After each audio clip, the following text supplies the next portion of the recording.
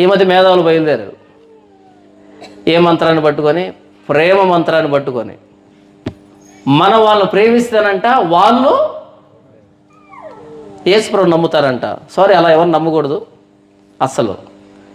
Exclusive అంటారు. Exclusive అంటే అర్థం ఏమని? ఎక్స్క్లూజివ్, ఇంక్లూజివ్ అని రెండు ఉంటాయి. ఎక్స్క్లూజివ్ అంటే ప్రత్యేకం, ఇంకెవరితో కలవదు. అది క్రైస్తవ్యం ఎవరితో కలవదు, ఎవరి భుజాన్న చేయవేయదు, ముఖం మీద చెప్తుంది. మీరు సర్వలోకానికి వెళ్ళి సర్వ సృష్టికి సువార్త ప్రకటించండి. నమ్మి బాప్తీసం పొందినవాడు రక్షింపబడతాడు, నమ్మని వానికి శిక్ష విధించబడుతుంది. చాలా స్ట్రైట్గా ఉంది కదా స్టేట్మెంట్.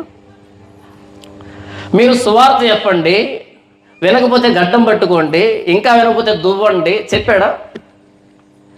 సర్వలోకానికి వెళ్ళి సర్వ సృష్టికి సువార్త ప్రకటించండి, నమ్మి బాప్తీసం పొందిన వాడు రక్షింపబడతాడు, నమ్మని వానికి శిక్ష విధించబడుతుంది. మీరు ఏ ఇంట్లోకైనా వెళ్ళినప్పుడు వాళ్ళు రాణించుకోకపోతే ఏం చేస్తారు?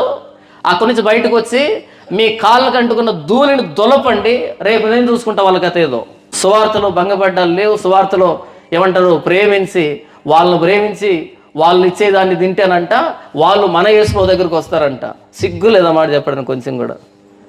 వాళ్ళు ప్రేమించి వాళ్ళకు చేయకూడితేనంట వాళ్ళు యేసుప్రభు దగ్గరికి వస్తారంట.